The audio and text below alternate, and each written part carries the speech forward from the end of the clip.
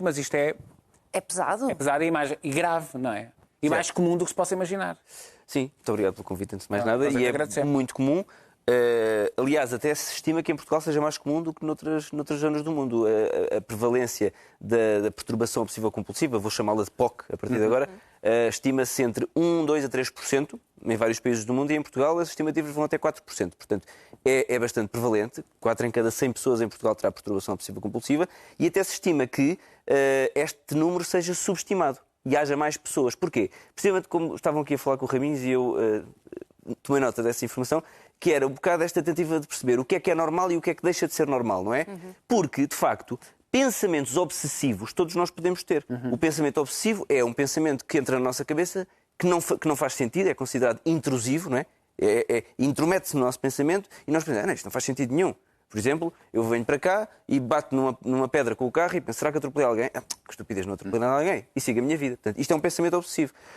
E toda a gente pode ter. Por exemplo, na infância é muito frequente o pensamento mágico. Por exemplo, se eu puser as canetas alinhadas em cima do caderno, eu vou ter boa nota no teste do dia seguinte, não é? E depois isto passa, não é?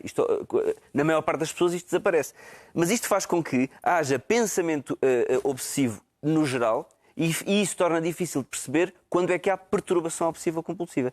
A perturbação obsessiva-compulsiva necessita de causar sofrimento e disfuncionalidade e, em geral, deve ocupar isto, de acordo com os critérios mais formais, isto deve ocupar estas preocupações e os rituais para aliviar a ansiedade devem ocupar mais de 1 hora por dia.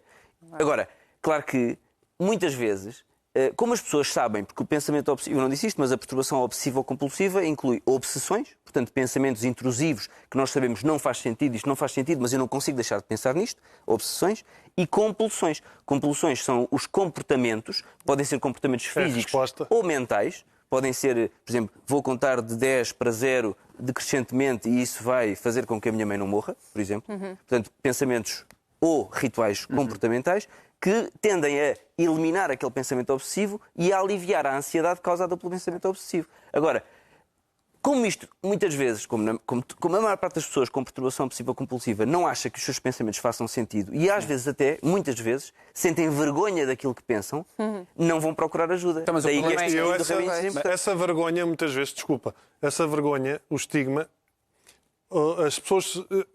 Foi o facto exatamente de eu começar a partilhar essas histórias é para as pessoas perceberem que aquilo que pensam muitas vezes não é assim tão estranho. Eu tenho uma frase que costumo dizer que é: todos nós somos estranhos até percebermos que isso é normal. Porque a partir do momento, se tu guardares os teus pensamentos só para ti, tu vais ser a pessoa mais estranha do mundo. Porque vais achar que ninguém se relaciona com isso. Sim. Mas a partir do momento em que eu comecei a perceber que eu tinha histórias tão específicas e que eu pensei que eram tão minhas, e depois ia a fóruns e via que nos Estados Unidos, no outro lado do mundo, era exatamente igual. Ao mesmo tempo, é incrível como é que o teu cérebro é capaz de produzir mecanismos desta maneira. Mas, por exemplo, sei que há comportamentos que são mais comuns do que outros. O meu pai era obcecado por simetrias. Certo. Qualquer quadro tinha que estar direito, os talheres tinham que estar direitos.